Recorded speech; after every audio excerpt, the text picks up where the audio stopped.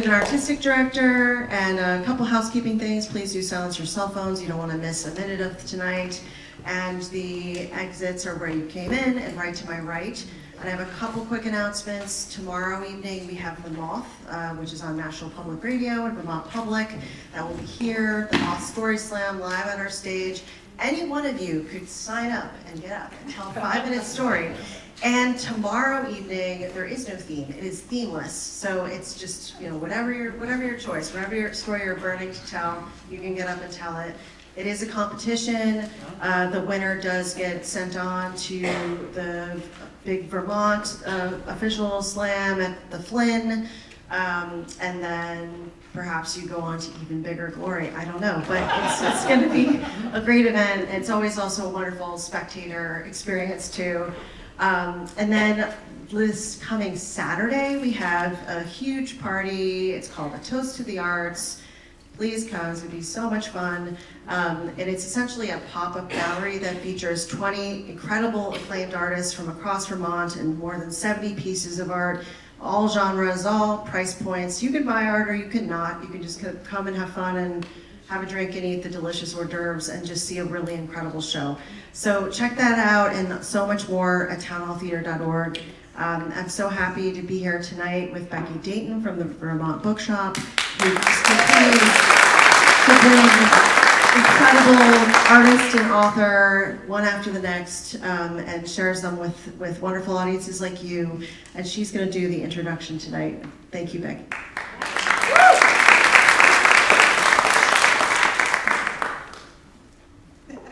I am a reader, not a speaker, so you'll have to forgive me for my delivery of this introduction. Good evening, everyone. I really am very happy to see all of you here this evening on a beautiful night. It's going to be challenging to get people out when the weather turns nice. I am Becky Dayton, the owner of Vermont Bookshop, and I feel so fortunate to get to work with an organization like Town Hall Theater in presenting author events like this one. I'm tremendously grateful to Lisa Mitchell and her staff for their enthusiastic and professional collaboration. Thank you, Lisa. And Stefan, and all the volunteers. Before I get to introductions, I'd like to share that I have our guests' recently published books here available for sale. I am on my own tonight, though, so after the program, please make an orderly line and be patient with me. Each transaction takes just a few seconds, so it will move quickly. And Harry and Sue are going to be available to sign books stage left.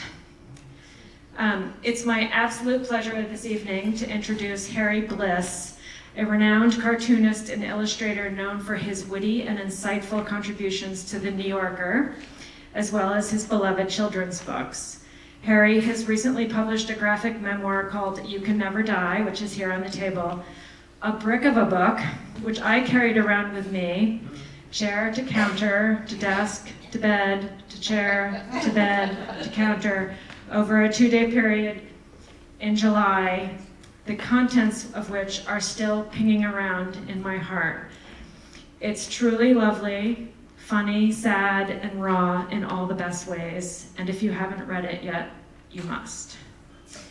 As if having the privilege to present Harry to you weren't enough, I have the additional honor of introducing you to his friend, fellow New Yorker contributor, and conversation partner this evening, Sue Halpern. In addition to being an absolute badass journalist, forgive my French, who writes about technology and politics for the most highly regarded periodicals out there, Sue also writes beautiful books, nonfiction and fiction alike. Her new novel, What We Leave Behind, is not unlike Harry's memoir, a funny and sad story about loss and grief and finding family, sometimes with the help of technology and sometimes the old-fashioned way. So please help me give a warm welcome to two writers, two artists, for whom I know you will share my affection.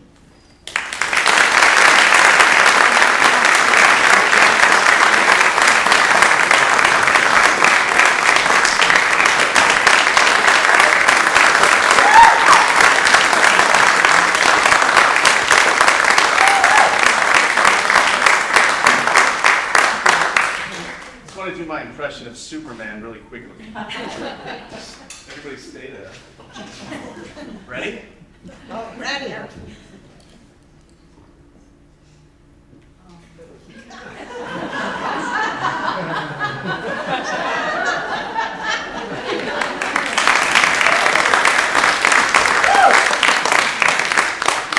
Doesn't work if you can see the feet. Wait, you have feet? I'll show you later. That's hilarious. It's better than a lampshade at a party. Thank you. So you probably are wondering why there's this picture of this man up here. I don't know if any of you recognize him. A lot of people anyone recognize him? Ed Corin. Yes, Ed Corin. What Harry doesn't know is that we both ended up in Vermont because of Ed Corin. Really? Yeah.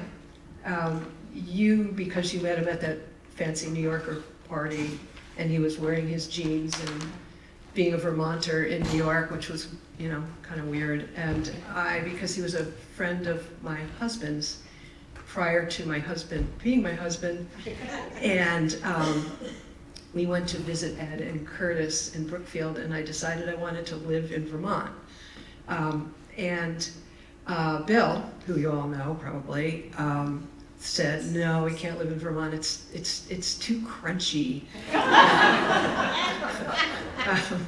But I worked on it, and we ended up here, and it was wonderful to be around Ed, who I think taught me, and I think you as well, about how to live a good life as a person who creates, and also how to ride your bike for like 40 miles and come back and like do some work. So, but he was really important to you as well. Is that? Yeah, he was just so smart and such an eloquent speaker. The way he would talk, and he was great. That was the thing. Many things I loved about Ed, but he would also really let you speak. Like there were pauses, and if I was speaking, he would really wait until I was done, and then come in. It was like a dance with him. But yeah, he would just ride his bike, and he's like, "You should come riding with me." I'm like, No. He was like 80. You know, he was like in his late 70s, and he would ride, 25 miles? Oh yeah. He would do these crazy things. He actually had a competition with Bill to see who skied the most days every winter. Even at close to the end, he was still counting. He was pretty competitive. Yeah, it was but in a nice way. But yeah. I love this picture, and I think that it. I mean, first of all, it looks like Ed. Yeah. Good for you. Thanks. Yeah. But it's part of this work that you do, which is so surprising to me because it's sort of like everything. Like you do these portraits, you do caricatures, you do cartoons, you do comics, you do beautiful paintings, which we're going to see. You do all of these different things.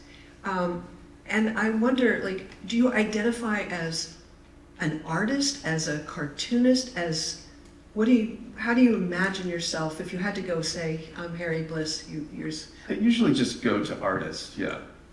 I used to think cartoonist because I hold good cartoonists in very high regard. And not particular, I'm very opinionated to a fault. But you have to read the book. Yeah. Yeah, I flat out say Renoir sucks. Yeah, he does. Yeah, he's a shitty painter. No, you said he was mediocre. Oh, mediocre at best. Yeah, at best. Yeah.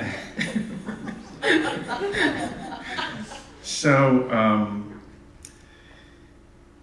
what were we talking about? Well, Oh, me. we're talking about me. Harry. We're talking about Harry and his work.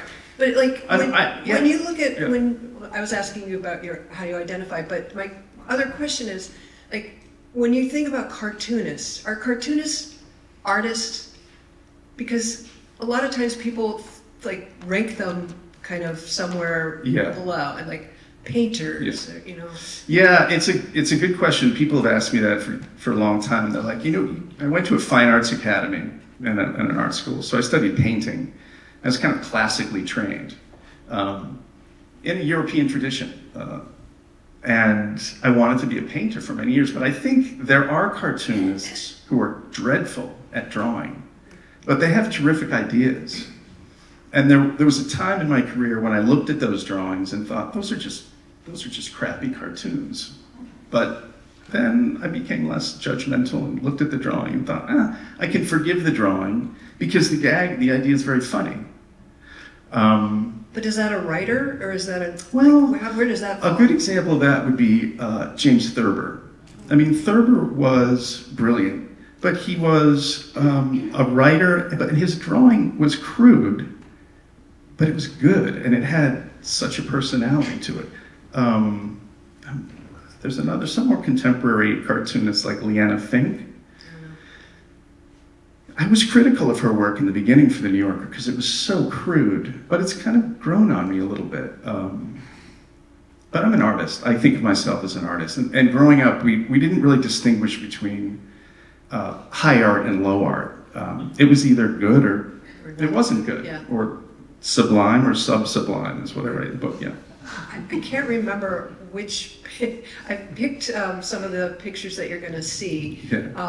and a couple of them I picked because they were beautiful paintings.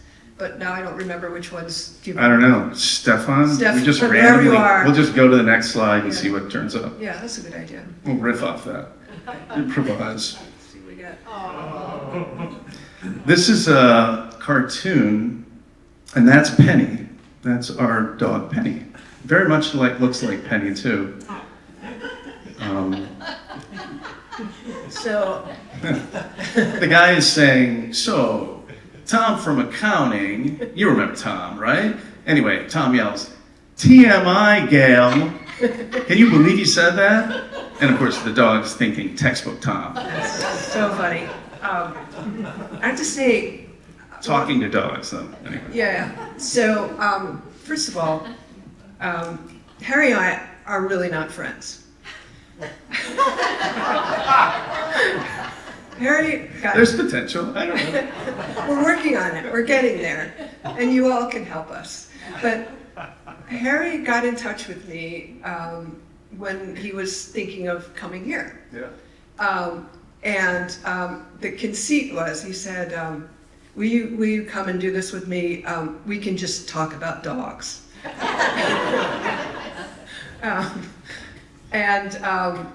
That, it's literally catnip.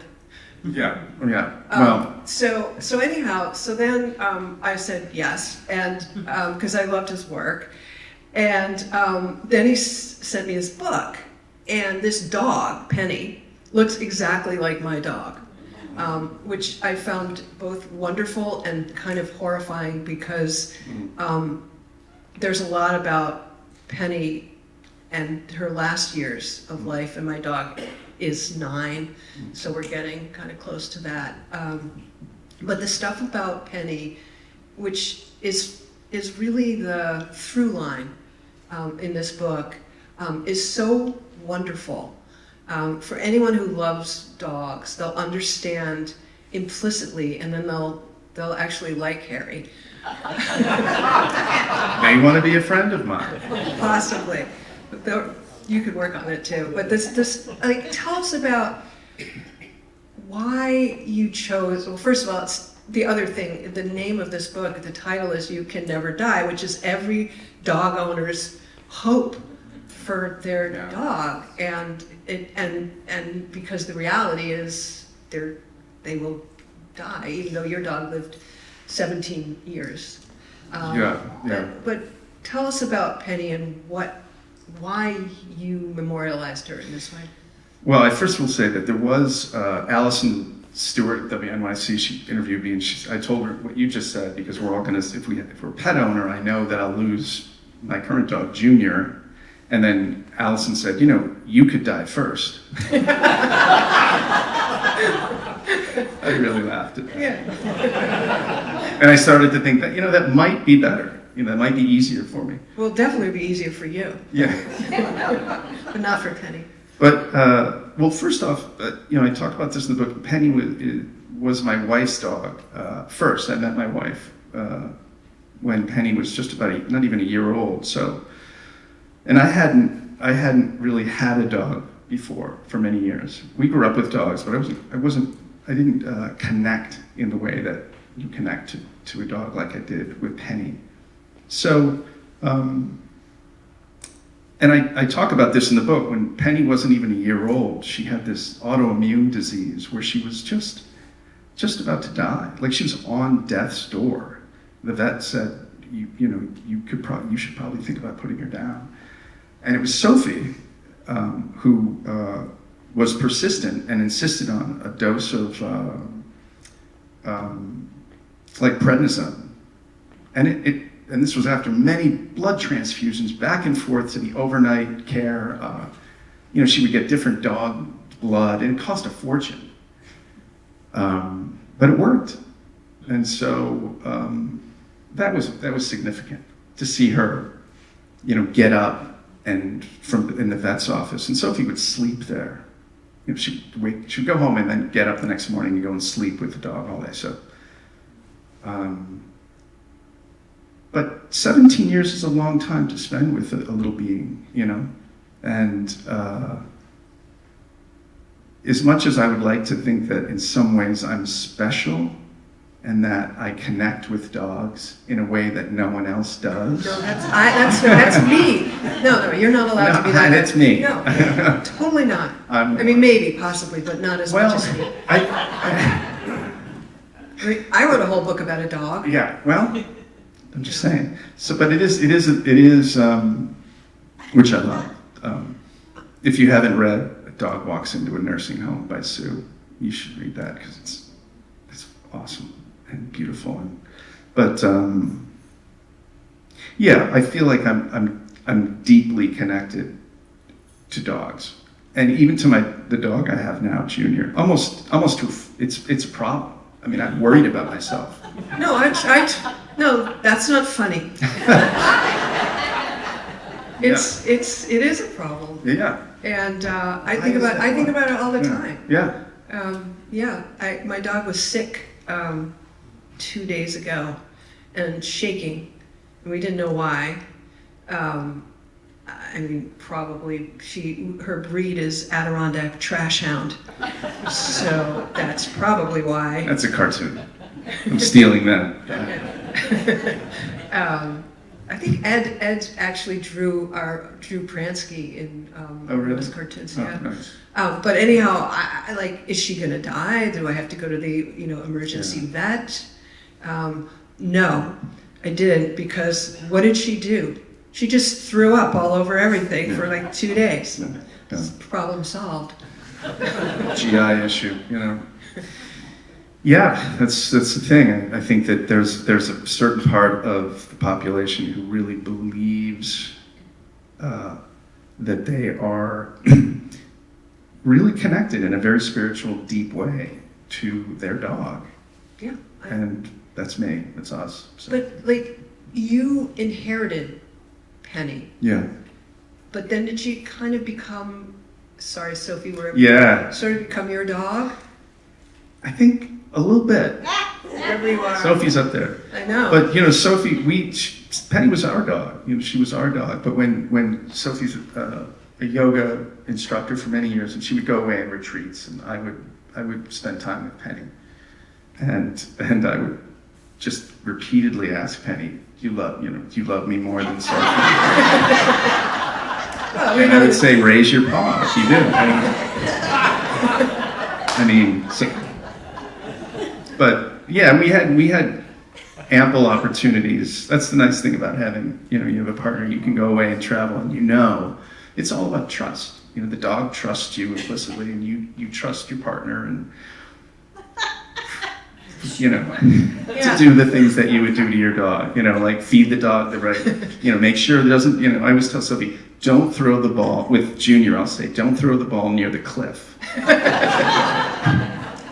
Like Red Rocks or something. I always have to ask Phil if he's remembered to feed the dog, but he thinks that the dog likes me better than she likes him, which may be true. Yeah. But he's also convinced that I like the dog more than I like him. Yeah. Which is, well, I'm not going there. yeah, I don't want to go there Not either. going there. Bill's not here, and Sophie is here, so I'm not I know. gonna- So I can say anything if No. you guys don't tell Bill. But yes, but I mean, I think this through line of the dog through your book is just, it's the thing, it feels like it's the part of you and the part of what you do that is the most grounded and it just carries through. Like there's a lot in this book that is kind of disturbing, and we'll go there. Yeah. But the dog is an expression, it seems to me, of your humanity and your difference in a way from how you were raised. Like there's so much love that you pour into this dog, and one of the things that's true in this book is Harry talks a lot about his family and growing up with parents who were maybe neglectful or violent or not nice, mean sometimes. And the contrast between the descriptions of how you were brought up and some of the events in your family life versus the kindness and the kind of loving part of you that you pour into this dog and the dog gives back. It really balances out a lot of the stuff that's hard in the book. Yeah. And in your life, yeah. because the book's about your life. Yeah, I mean, it's like Daniel Hertzler, who's a buddy of mine in Cornish, New Hampshire. He's just a really brilliant guy. And he had a dog, Theo, and they had to put their dog down a couple of years ago. And it was really hard for those guys. But we go through this. You know, we have dogs and we go through it. But Dan said to me it was like a heart-expanding exercise for him, having Theo. And I think that really resonated with me, and I put that in there, and I felt that's what Penny did for me. You know, my heart expanded in a way that I honestly didn't even think I was capable of that. I don't know, yeah. And it's the whole empathy thing, but It's more than empathy. Yeah, It didn't feel yeah. like empathy. Yeah. I mean, it felt like enough of empathy, but it was something different than that. Yeah, it's hard to, I'm still figuring it out. I'm still trying to question what it is that, but I will say that I think that it is what he said, that it's a heart-expanding exercise, loving a dog. It extends beyond the dog, then. It becomes something that you carry with you in all other areas of your life. And that's a pretty big deal. Yeah. My daughter had this idea for me for my podcast, since everyone has a podcast. And my podcast would be just me going around and saying to people, what kind of dog is that? Because that's what I do when I see a dog, and I always have dog biscuits in my pocket. Yeah. Because I think once you've connected with a dog in the way that you did with Penny, Yeah. you sort of see that in lots of other For sure. dogs. Oh yeah. We have a neighbor, Ashley Wolf, on yeah. Lake Dunmore. She's a great children's book artist, and just a great artist. But her dog, Rufus, such a beautiful dog, and he comes out, and my heart melts every time I see him. So yeah. Should we go another? You want to go? Yeah. You want to try another visual? Yes. Oh, there's a page from my one of my little. I have hundreds of sketchbooks and journals, and many of them are reproduced in here. But this is one I did when my wife and I were at Rye Beach in New Hampshire, I believe. Yeah, as I said, I picked these images, and I picked them in part because they're very different.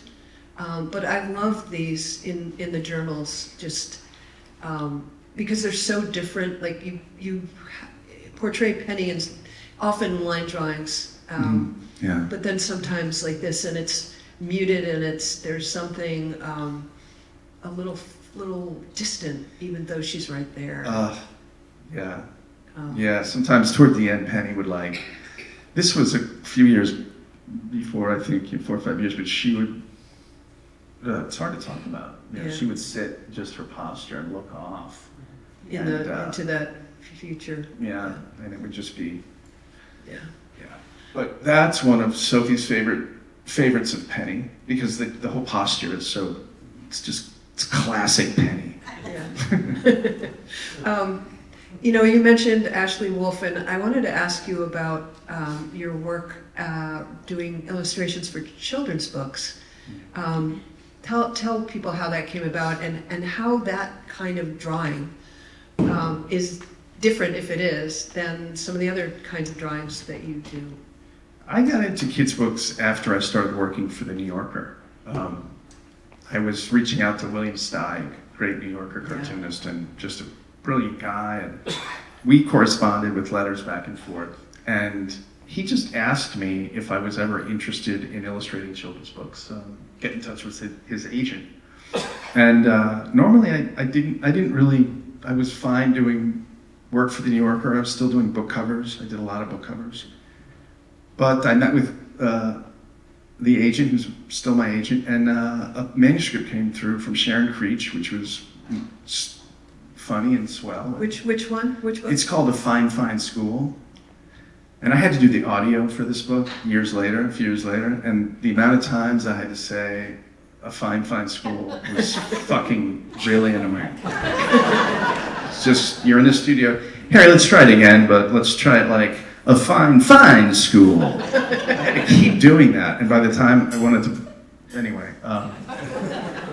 But it's different in that when you're doing children's books, you have a deadline, very kind of a fairly hard deadline, and you do the dummy, which is the layout of the book, and you have to go through and orchestrate the words and pictures and compose them in a way that the book breathes and it moves in a rhythm and it has like a song or something. So it's quite difficult and time consuming to lay the book out.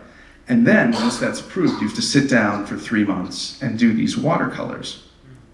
And I've done books with Kate DiCamillo and some great authors, but it's really a drag. Do you not enjoy it? Not anymore. No, I mean I would do. Wait, have you done it recently?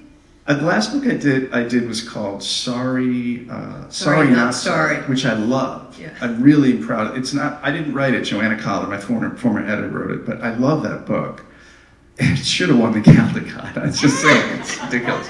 But I would still do another children's book, but I would do it the way that my pen and ink drawings are in the journal. That's what I want to do, because that's the kind of work I want to do. But doing those watercolors hunched over a desk it's just, I'm too old I don't want to do that.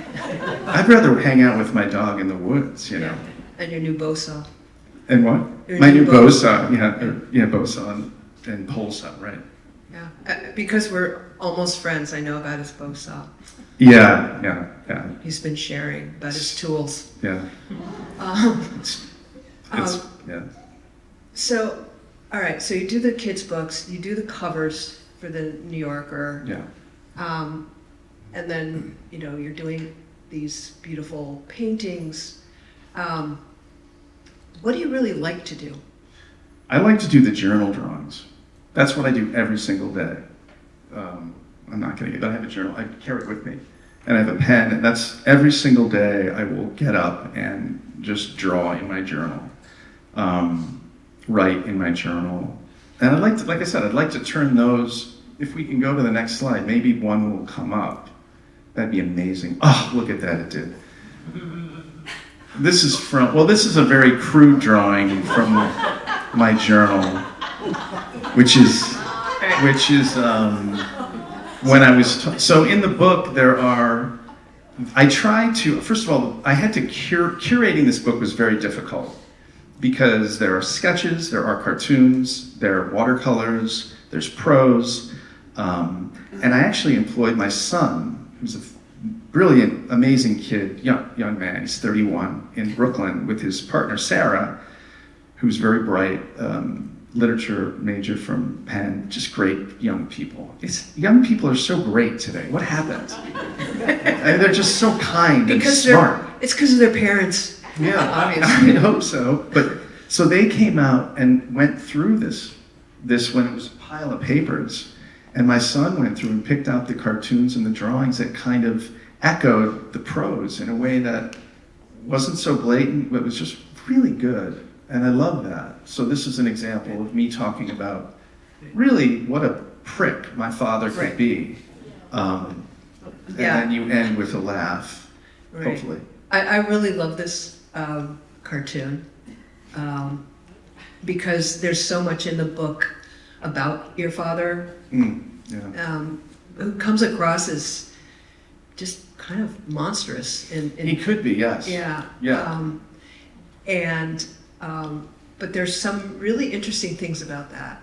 You say, I can't remember exactly the quote, but you were talking about the fact that you had to play tennis with your father. Yeah. And you end up kind of loving to play tennis. Mm-hmm. You talk about how he's an artist as well, and you're in a kind of a long line of Bliss artists. Yeah.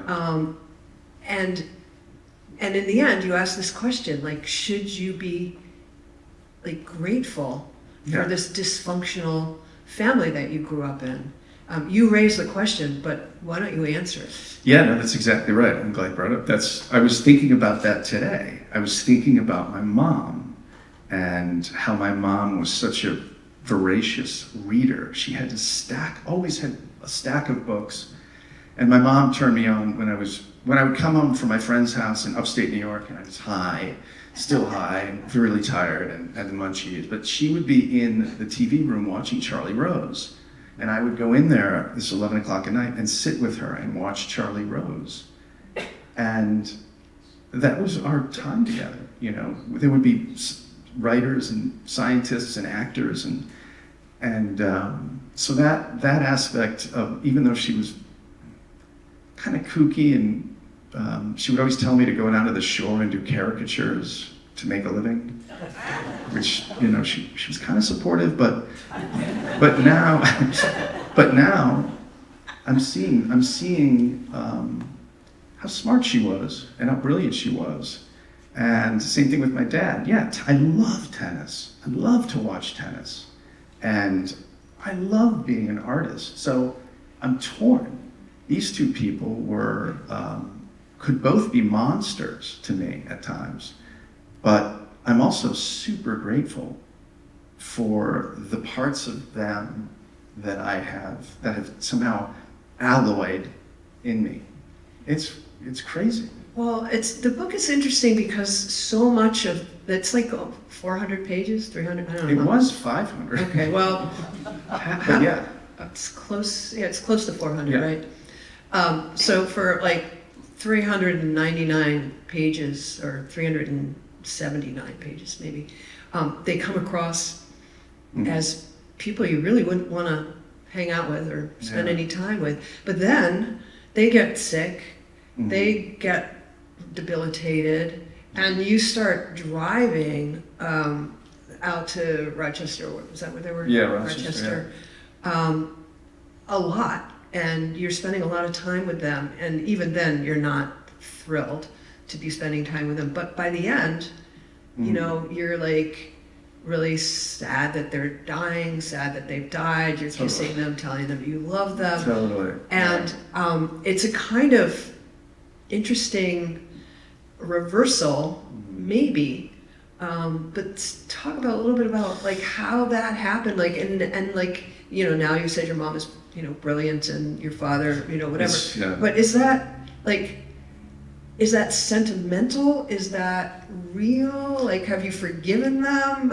You know, I check in with it. I check in with myself, I should say, whether it's being sentimental, kind of nostalgic. But there are few days that go by in my life where, especially when I'm alone in Cornish, New Hampshire, where I don't wake up, come downstairs, make coffee, and just think, fuck, I miss my parents.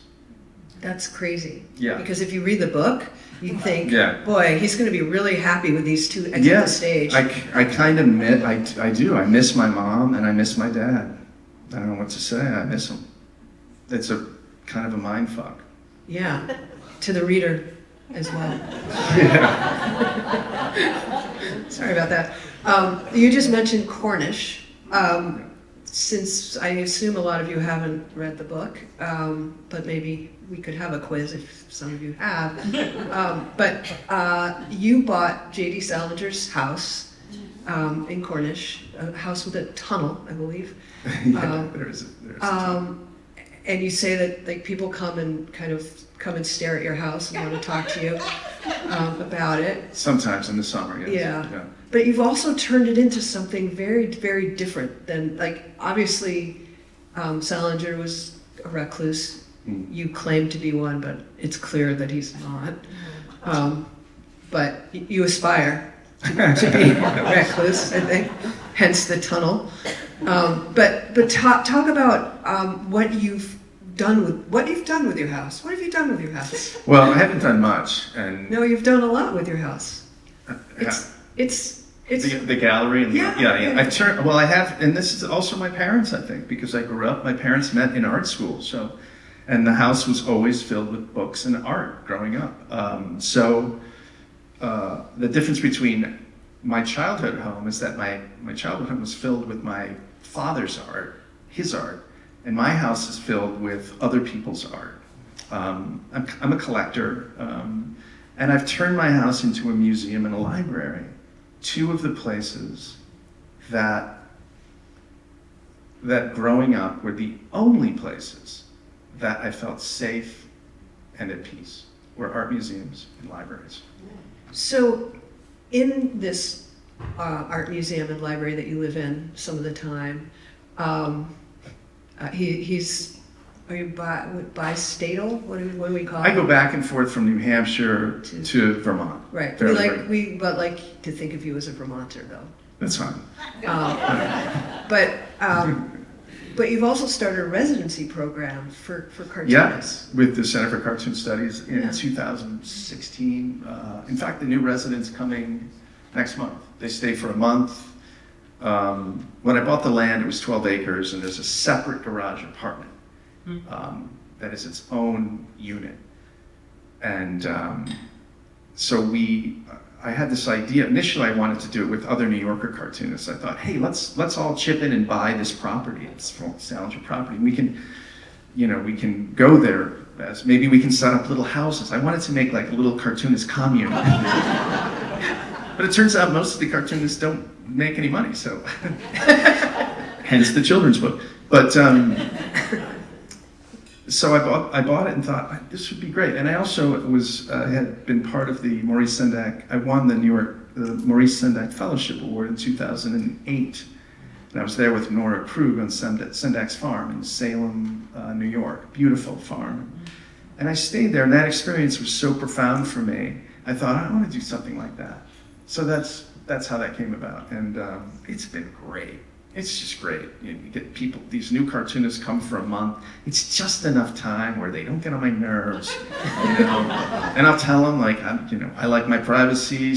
But if you start to freak out because you're in the middle of nowhere and you hear like the coyotes, you can text me and come over, and I don't know. I'll sing you at bedtime. I don't know what they do. Some of them do get kind of freaked out because there's like. Yeah. Why is Vermont such a great place, so fertile for cartoonists? I mean, I know we have the school, but I feel like it's preceded by people like Ed or Alison Bechtel or. I don't know. I don't know. I don't have the answer to that. I really don't. I don't. I think the Center for Cartoon Studies, James Sturm, Michelle Ollie, those guys do such a fantastic job, but they were really instrumental. And I mean, what brought Ed to Vermont? I don't even know what brought him here. Was it Curtis, maybe? No, Curtis was living in New York and being an editor. No, I think what brought Ed to to Vermont was the opportunity to count how many days of cross-country skiing. Like you can't do that. You can't do that in Central Park. And he owned an apartment on Central Park West, so no. I think that was it. He used to come over to my house and like I would have a fire. This is in Burlington, and I'd have a fireplace. He's a volunteer fireman for Wait, many years. I have his shirt on. Oh no way! Really? Yeah, no. See? Oh, that's awesome. When he- Brookfield. when he- Oh yeah. When he was dying, he gave away, Oh. probably did to you too, like stuff. Yes. Yeah. And Yeah. to me, he gave a shirt. Yeah, he would come over and like, you know, another thing I loved about Ed is he would have a little spring water bottle with him with vodka.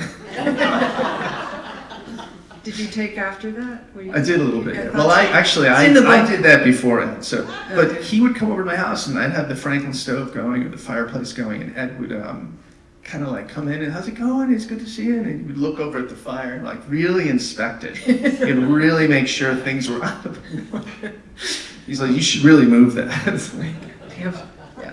it's hilarious. Yeah. Even when everything was out of the way and it was completely safe, he would still eyeball the fire. Like, it's still not right. He was very safe guy. Yeah. Should we do another one? Yeah, let's do another one. It's this one. Oh, this Oh, this was like it's hard. I told Sue it's hard to read this, Yeah. but this was and this is one you don't want. well, this is one that I will. The only thing I'll say about this, and we were talking about this back in the back here, is that this is when Penny died, and it's very hard for me. I won't read it, but it was, and I was telling Sue that I was in recent years after I wrote it, and even when I write things today that are really painful and difficult, it's really important for me at least to write them down, draw them out, whether it's a dream or just something, so I can really revisit the pain in a sincere way. So it's not, time hasn't elapsed and the experience is then kind of blurred in some ways. It's really important to me to get it down. Yeah, what I was saying to you was that I think if you waited, it would be a completely different experience. That Yeah. you had to do it then. Yeah. Otherwise, it would be you reflecting on how you were feeling instead of how you were feeling. Exactly. So the immediacy of it was really necessary. And I think that when you go back, and the reason why it's so hard for you to read that is because it brings you exactly back to that moment instead of, it's almost like the difference between looking at something and looking at a photograph of something. At that remove, you don't really get the same emotional valence that you get if you're just in it, I think. Exactly. Yeah, but I mean, because it's not, it actually reminded me of when Pransky was a dog in Dog Walks into a Nursing Home. And it was very similar, you know, we dug a hole in the backyard Yeah. and wrapped her in a beautiful blanket, which you did, and put her in, and she's in the ground, and we got a stone made with that famous line from E.B. White about Charlotte. It's rare to have someone who's a great writer and a great friend. And it's in our sort of buried now on, I have to go around and kind of get the grass kind of clipped around it, but it's the same, it was the same thing, which is why I loved that picture. Yeah. And you know, I have a rule, which is I never read a dog book that's sad. You know, it can't, like it has to have a little sticker on the front. No one dies, or runs away and can't be found again. And so this is a rare book for me to read. I was going to say, what happened here again? Yeah, it was kind of hard in parts to read it, but. Yeah. But that brings me to this other thing. Like, there's a way in which this book is about, I think Becky said, the thing that sort of a little bit connecting the stuff that you were doing and I was doing was, there's a lot about grief in here, but it doesn't kind of hit you over the head. I feel like it builds in a lot of ways, especially even to stuff about your parents.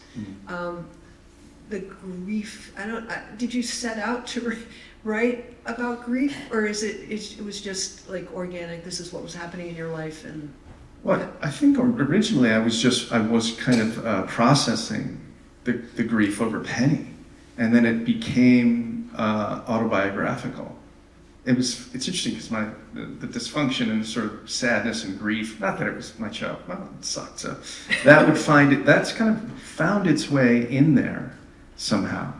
And there's also some of the stuff about, it's funny to me now. You look back on your childhood and like demolition derbies, you know. You don't like them.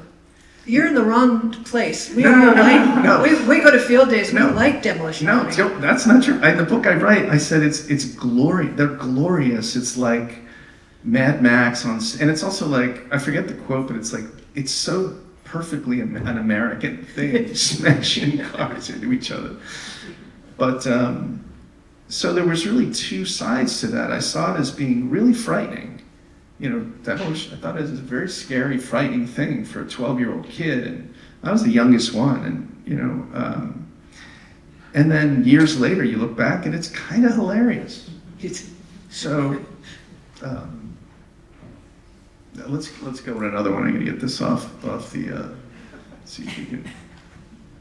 Oh, this one you picked up. You like this? Yeah. This next song is about unbridled corporate greed and its propensity to decimate the planet. I hope you like it. I love this cartoon. I thought it was so funny. But I also think it's interesting because in this book you say you stay away from politics. You don't do politics. For the most part, I don't. Yeah. Oh, yeah. I'm just getting so much laugh. It's not probably the right thing, but I've seen these clips of Donald Trump, the way he talks about a shark and batteries. And somebody will, they edited clips from One Flew Over the Cuckoo's Nest, and it has Nurse Ratched asking a question with the nurse from the movie, and then it cuts to Donald Trump talking about sharks and batteries for like 4 minutes. I mean, it's complete non sequitur insanity. And then they cut to Jack Nicholson from the movie, like going, and then they cut. It's so funny. So I can't compete with that. No, you can't. It's so good. That's true. And anyway, yeah. Sometimes I'll see political things. This isn't Trump, but it was George W. Bush clip of him. He's golfing, and the reporters are there, and he says, and he's got his golf club in his hand. He says to the reporters, "We cannot stand for any more of these wars and this international terror. We won't stand for terrorists, domestic terrorists, and all abroad." He turns around and he goes, "Now watch us drive." And he drives a golf ball. Oh, it's so funny. It's America. It's America. It's where we live. So anyway. Yeah. But you said also, and I want to get credit for remembering things in your book. So. You will. Oh, thank you. I'm impressed. It's good. You said that you learned, or you took from Steve Martin this idea to not be political, that he was not political, so how did you end up collaborating with Steve Martin, and what's that like? Well, he's great, and I love working with him. He's just he's so good in the moment. When I'm on the phone with him and we're working on a caption or some strip, and he likes doing. I learned that he likes to do that. He wants to get this out of the way. He wants to workshop it. I've never done that before with anybody, really. I mean, some friends over cartoons, but Steve, and he's so good in the moment of coming up with, and of course he is. You know, he's been writing, and I kind of forget that. It's Steve Martin. It's like, but that came about through my editor at The New Yorker was having dinner with, I think, Steve and his wife Anne, and and Stringfield used to be a fact checker. And she was my student. No kidding. No kidding. Oh my God. I think you've done too young to be your student. Where? At the New York State Writers Institute. Wow. Yeah, she was, I want to say she was still a student at Davidson.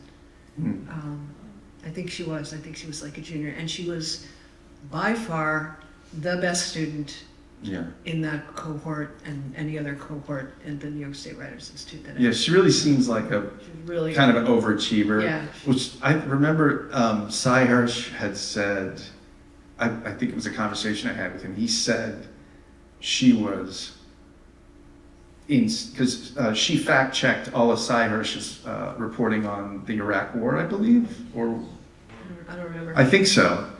And he said she was nuts in terms of dealing with phone calls and getting the fact checking right. Yeah, no, she's- Really, really good. Yeah. But so that came about because they had dinner and he had ideas and said to my cover editor, you know, every now and again I'll have ideas for a cartoon, and I love to collaborate. Ed didn't really like to collaborate. He really liked to work alone, and there are a lot of cartoonists who, you know, are kind of purists in that way, but Francois has always known that I'll take ideas from anybody.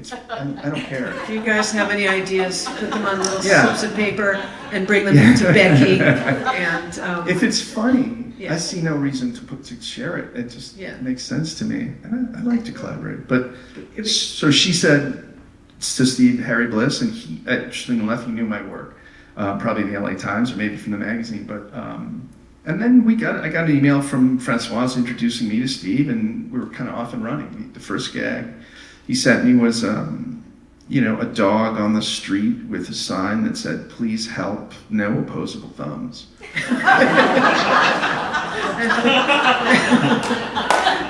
It's pretty good. The man's funny. But there were times when, you know, he just sent me something, a caption today that I showed it to Sophie. I'm like, "Did you get this?" She's like, "No." I'm like, "That's no good." That's like, can you share it? I I mean, we might get it. oh, trust me, I don't think you'll get it. We're smart. Sophie, do you remember what it was? The drawing? No, I'm not going to share it because I don't think it's right to do that. It's private. I don't think he would like me sharing it. To be Okay. honest. That's okay. What do you feel about the caption contest in the New Yorker? You like to collaborate. Ed was offended by it. Yes, I know, and a bunch of cartoonists were. Sam Gross hated it. I think it's fine. I think it turns people on to cartoons, and early on though, I did think it was like, I did understand this idea that like, oh, they're just going to get anybody to, you know, write captions for the New Yorker. Let's just give John Updike a break and get Philip, whatever his name over here, to write the fiction for this issue. It's kind of that idea, but I think it's great. I think people like it. It's like a game, and it's a crossword puzzle. And I just did a cartoon caption drawing of the creature from the Black Lagoon as a lifeguard. And there were some funny, the one caption I think that won was, "I just ate, so you guys are good for 30 more minutes." I couldn't have written that. I thought that was funny. Yeah. That's great. I send Steve a lot of drawings without captions. He did one. The other day I sent him one. It had the view was a man in an art studio, naked man. You just see him from the back, and he's holding a bowl. And in the background, there's a painter, and he's painting the man. And the painter is saying something. And I sent that drawing to Steve. And Steve wrote 3 captions that were funny, and one that I really liked was, "You were the most obliging Uber driver I've ever had."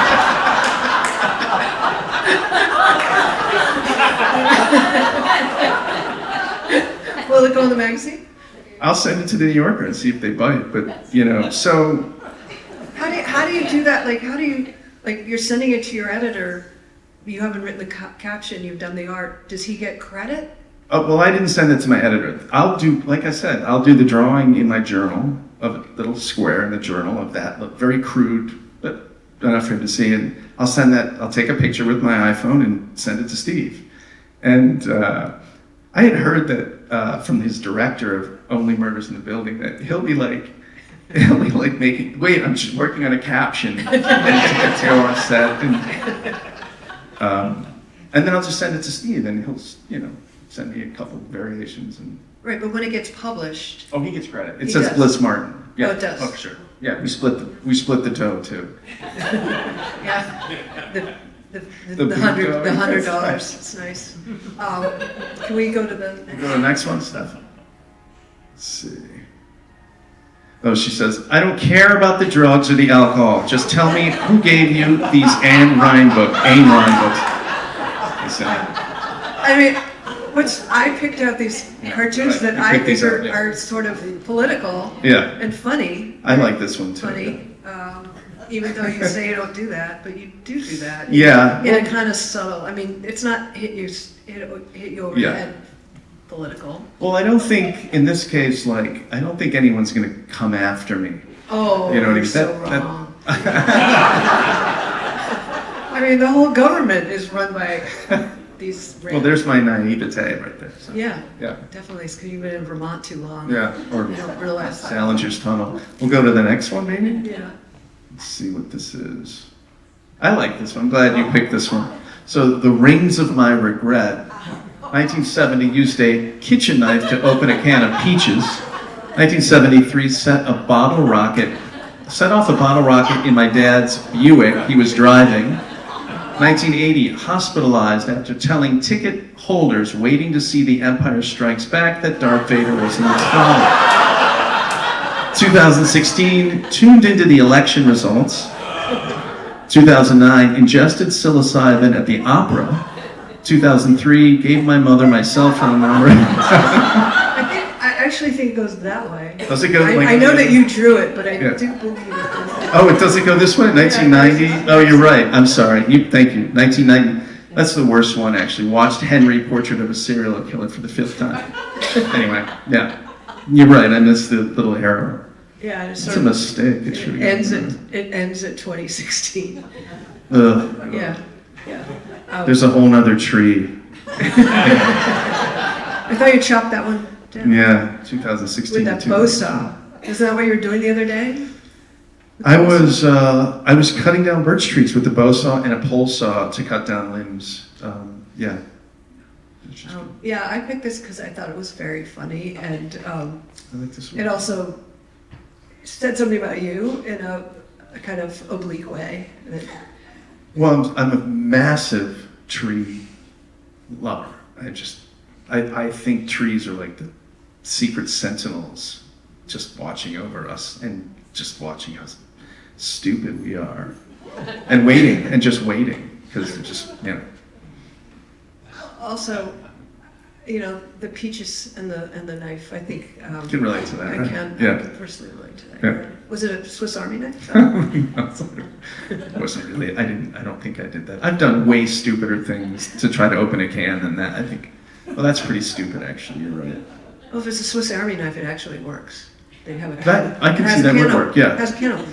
You know what I bought at auction a few years ago? I don't. 'Cause I bought. We were not. friends, right? Then. I bought. You know Liz Smith, the New York.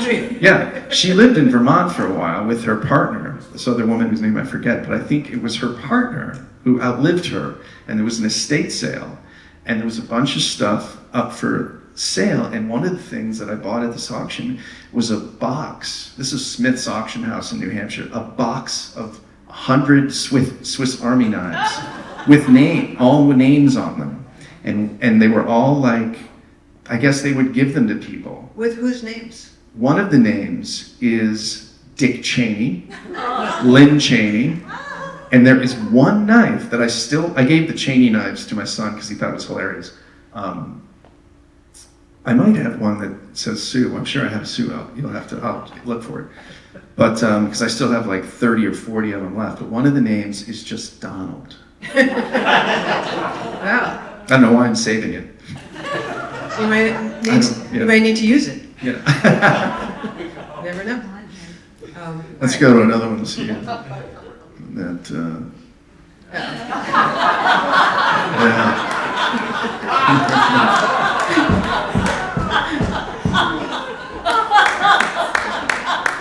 Kind of like that drawing. What's that about? Oh, so this is a story about. This is the tail end of a story of a kid I knew in Jesuit school, and I write an essay about this. His name was Charlie, and he was the one thing I learned when I went to McQuaid Jesuit School in upstate New York. I was only there for a year. I should have stayed there, but I didn't.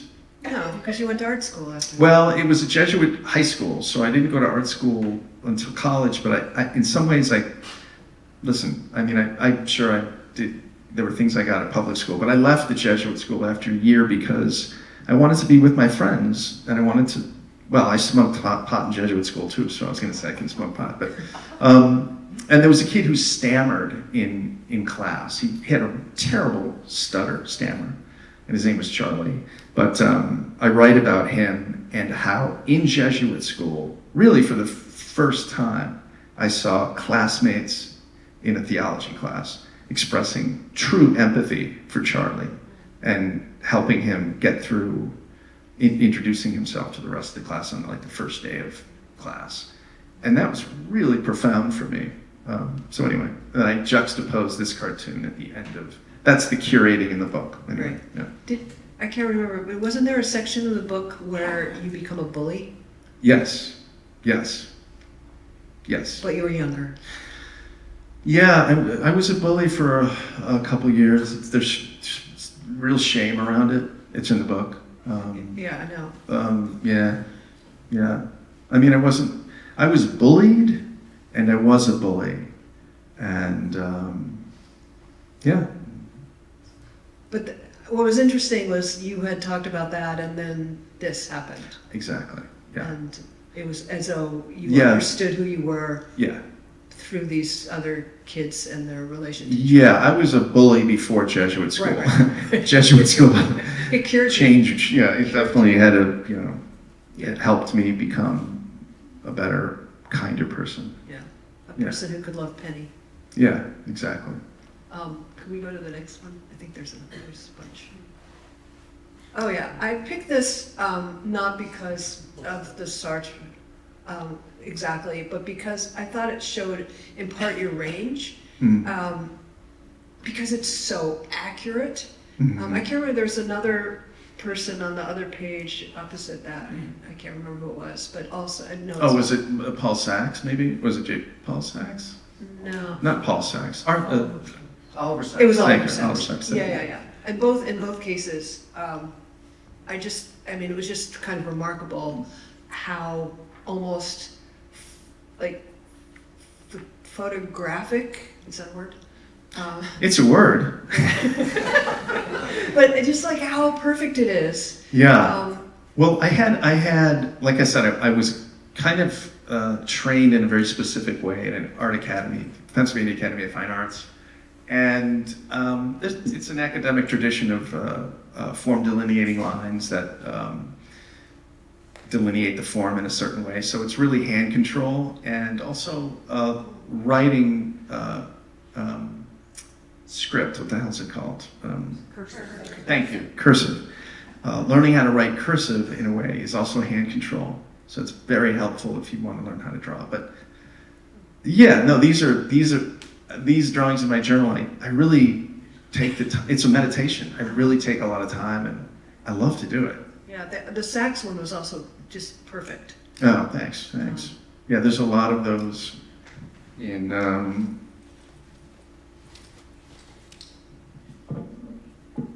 feedback there. But this is it. These are Mont Blanc miser stuck pen. But you can see they're like, just waking up, drawing, and writing about the day.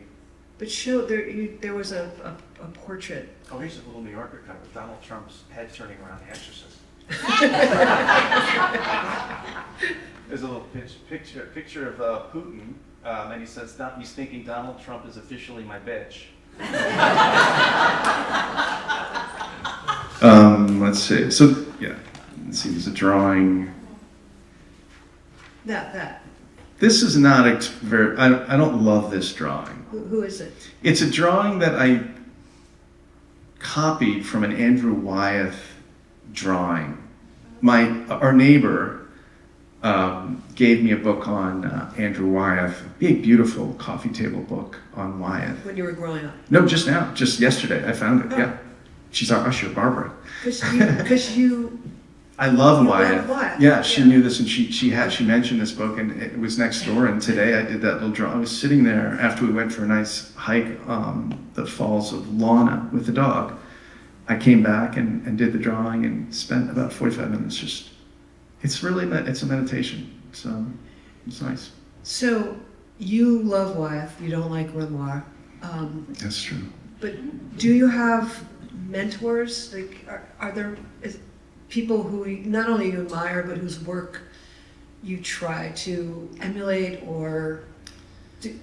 Yeah, well, Maybe that's not how, like when writing, it's like imitate until you figure it out. yeah. I think I did a lot of that, emulating or copying, Adams. When I first started working for the New Yorker, the work looked a lot like Charles Adams, big washes and so on. But at a certain point, you find your own voice, and it happens organically. And see, this is age, man. You just forget shit. Well, okay, I'll help you out here. I'll just help It's you out. okay. It just happens. It's like, Oh. what? Who the fuck are you people? You talk about visual voice in the book. Yeah. And I wonder if you could explain that and how that is either different or the same as style. I think visual voice is much more personal. I mean, styles are almost like fashion or a style. Something will look. So many people these days are working from photographs, but they've never spent the time. Again, this is my opinionated self coming in. They never spend the time working from life, and I firmly believe that you must work from life. If you have a good Uber driver. Yes, of course. But you have to work from life. You have to go through the training to understand the human form, the scaffolding of the figure, before you're able to articulate it from memory. That's the way I do things. And I've seen drawings that are just clumsy and dreadful, but you can... Thurber had a style. He had a visual style. Steinberg had a visual style. We call it visual voice. Visual voice. I'm sorry, visual style. You're right, visual voice. But it's so personal. Okay. It's far more personal than, say, a style. I think a style is something that you it comes from out here. It doesn't come from here. Okay. But you can get a visual voice from the style out here, but it has to, at a certain point, it becomes your visual voice. Does that make sense? Sort of. I mean, when I was in college, I took a writing class with John Hersey, Wow. fiction writing class, and he told us that he couldn't teach us how to write fiction because we had to find our voice. And so what we did in class was he read to us. He just read out loud people whose voices were very particular and idiosyncratic and wholly their own. And then I came up with the idea of what I wanted to do when I grew up, which was to become a fine lady writer from the South. Which is a problem because I was from Connecticut. I wasn't much of a lady. Flannery O'Connor? It was the Flannery O'Connor stuff, but his whole point was that you have to find your voice, Yeah. and that's what kind of struck me when you were making that distinction between visual voice and style. Yeah, and I talk about my father's work. My father was heavily influenced by Milton Avery, Modigliani, Ben Shahn, just all these painters who he loved. They found their way into his work, and there was no room for him. There wasn't Jack Bliss in there. And I always found that a little bit tragic. Is that just because because of the kind of work he was doing? I mean, he was doing more commercial work, say, than you do. No, he had a lot of time to paint, do his own paintings, and he did. But, it's interesting because I'm going through my dad's journals now, because he had many journals, and I'm reading through his journals. more pictures than anything else. And I post a bunch of them on Instagram, actually, and people were like, wow, these are beautiful. But the thing that I find most interesting about reading through these journals is that my father would write things, stories, and he would take quotes from like Churchill or Delacroix or Whistler, artists and painters, and he would take the time to block print it very clearly. It wasn't kind of haphazard, or he was really taking the time to make it clear. And he was a different guy in his journals. He was a more cerebral man in his journals. I find that really interesting. It wasn't like that in life at all, in person. Maybe he was resentful of the fact that he had children who were keeping him Jesus, really? from his art. Don't you think?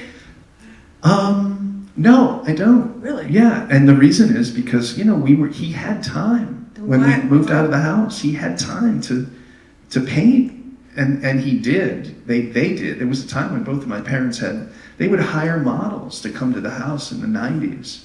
And they would both, in my father's studio, draw, naked models. They were kind of bohemian in some sense. But he had time to find his visual voice. I don't think he did. And then he just stopped drawing. And late in life, I asked him, I was just like, wow, you don't draw anymore? Just like for yourself? And he said, no. I just couldn't believe that. Do you think that you might ever get there? Or do you I'll think you're always draw. just compelled to draw? I'm compelled to draw. It's just, I love to draw. I'll never stop drawing. Unless, Yeah. even if I lose this hand, I've already started practicing with my left hand just in case. Because Junior, when I get a stick, he will come damn close to ripping this hand off. Oh, yeah. I should talk every 2 minutes. Maybe you should hold him with your left hand. That's actually what I do. That is what I start. I'll stop in the moment and say, dude, what are you doing? And then. Have you heard of the gentle leader? No. Whoa. Okay. We'll talk later. Okay. Want to go? Do the next one real quick. Just time to keep our eye on the time too. I just thought this was hysterical. Oh yeah. We'll get this. Tuesday, 9 a.m. Note to self: do not take LSD and look at images/photographs of Mitch McConnell's face. Don't do it.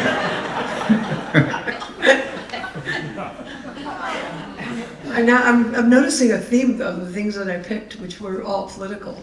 Yeah. Yeah. It's kind of funny. The book is not political. Like I picked out the 7 pictures that are. Well, let's go to another one. I'm curious if there's one of. Maybe the next No, one. that wasn't it. I didn't pick that. Well, you pick. Oh, this is a journal page, and the end is near, say, 3 or 4 tweets, and we're done. And Dr. Butler's unorthodox approach to couples therapy had finally crossed the line. Here, 2 hits of ecstasy. And this one was like, what's he say? Oh, he's talking to the kid, and he says, was it the Jack Russell, the poodle? Listen, this will go much smoother if you just tell your mother and I who gave you the catnip. I like that. Cat drugs. Let's go to the next one. Let's go to the next one. Let's see what that is.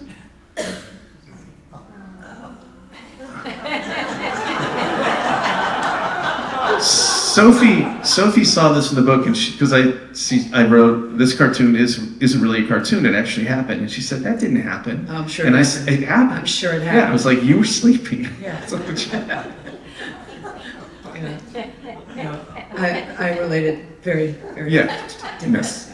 Let me go to the next one. See what there's drawings here. Oh, these are from my little watercolor journals. That's my backyard in New Hampshire, and that's a tree. Water's a tree in Cornish. Yeah, I love the fact that everything is different.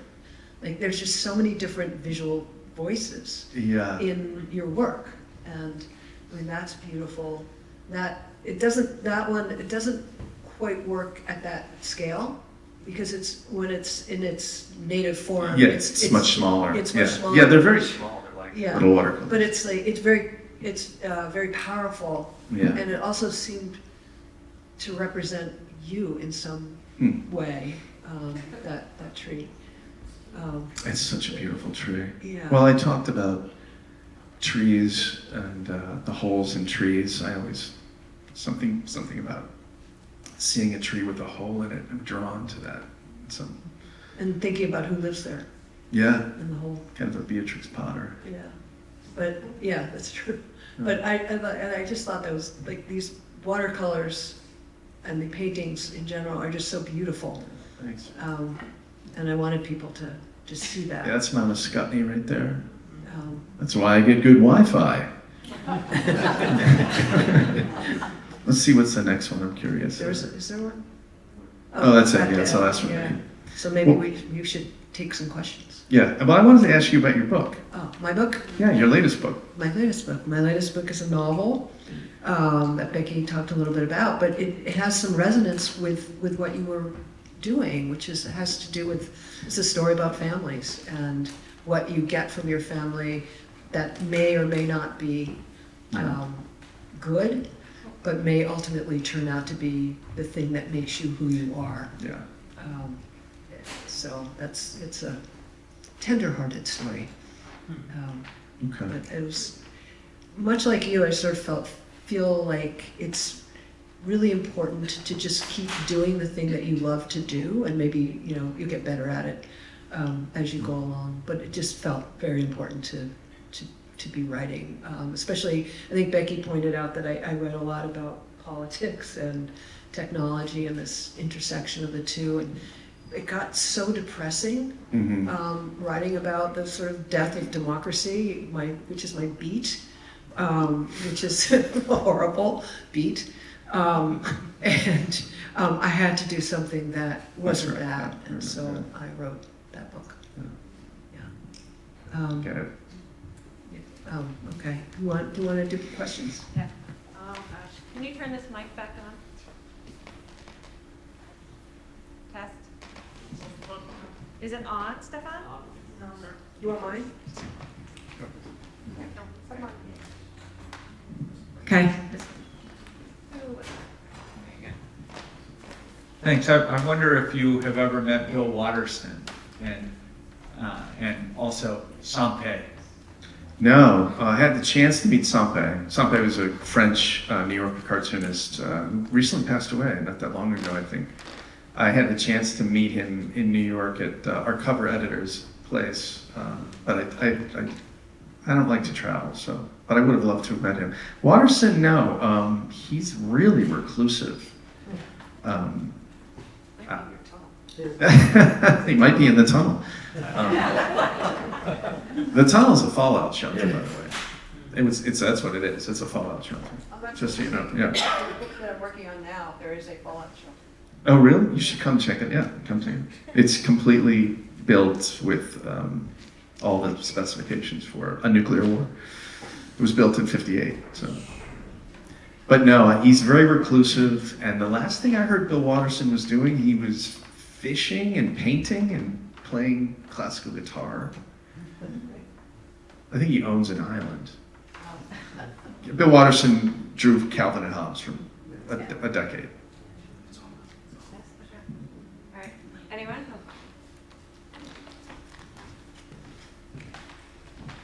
Okay, this might seem weird, but when you were thinking of Penny's responses, how much of that was what you really think was in Penny's brain, and how much were you projecting?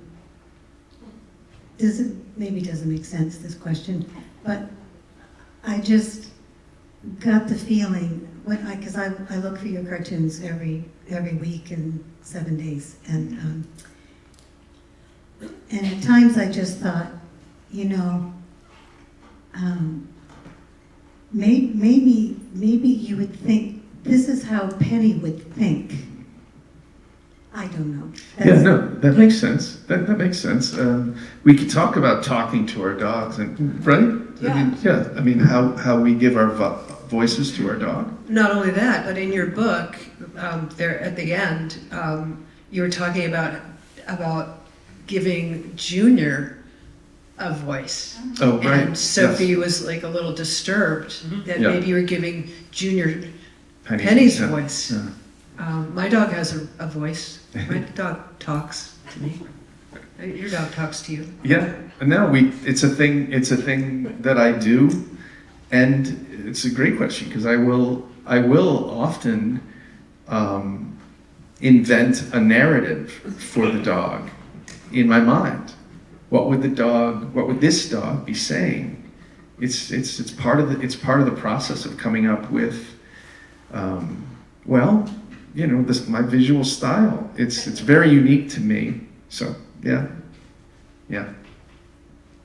Any more? Do that.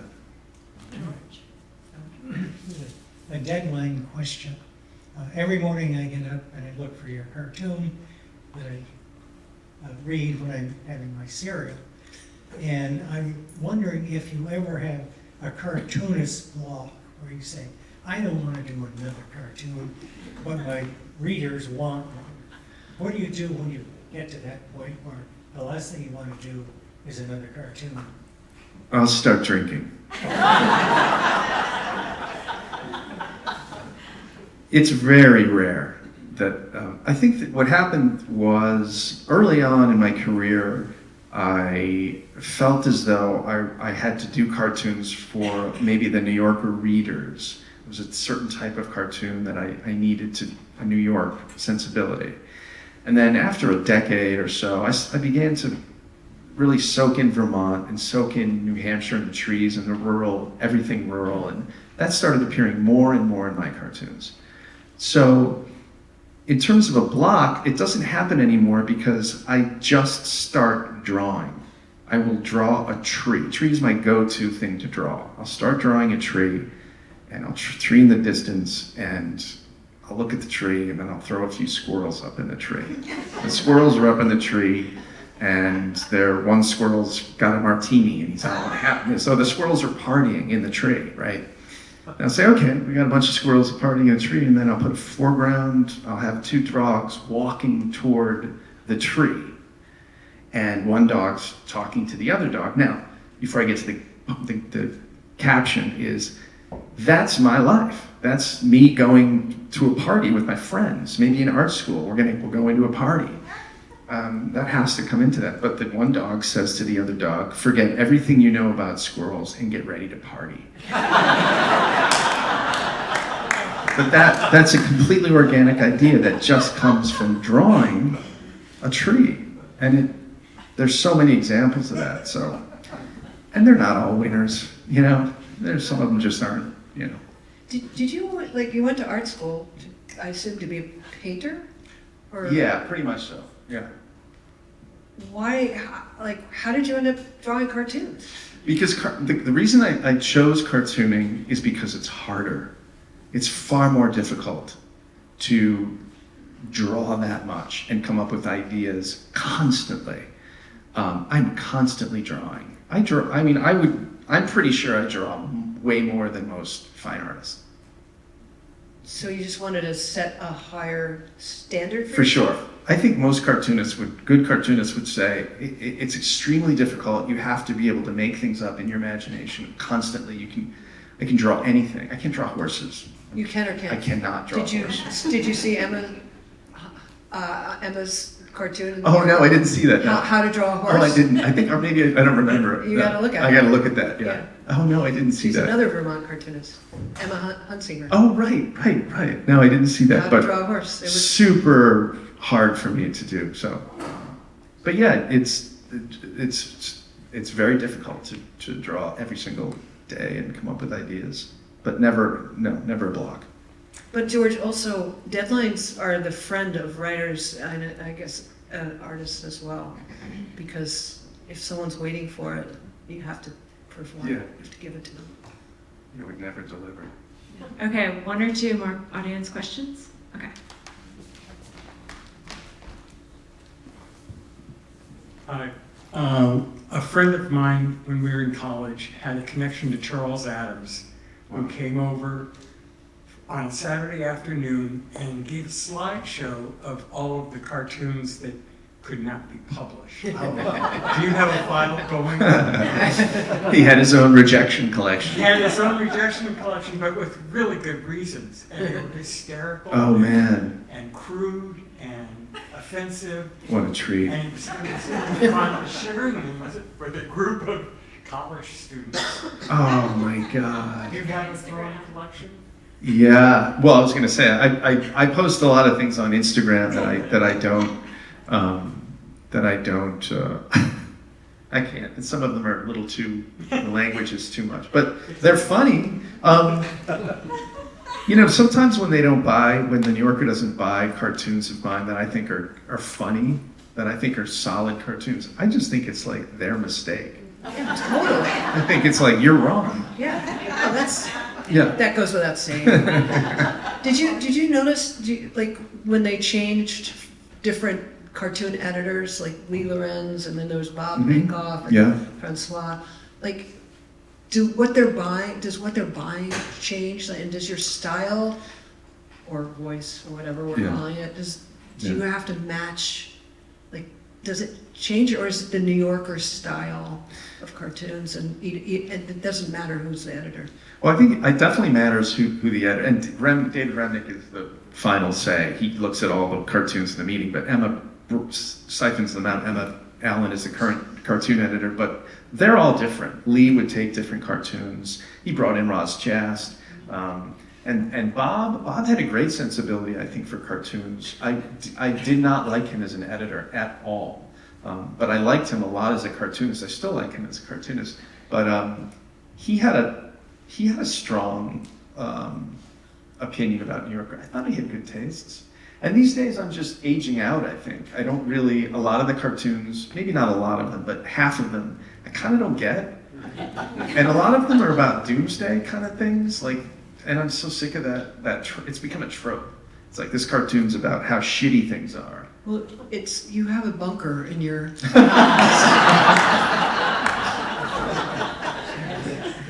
All right, one last question if there is one. Okay, Harry's gonna sign books, and Sue as well. And I have books for sale over here. So thank you both.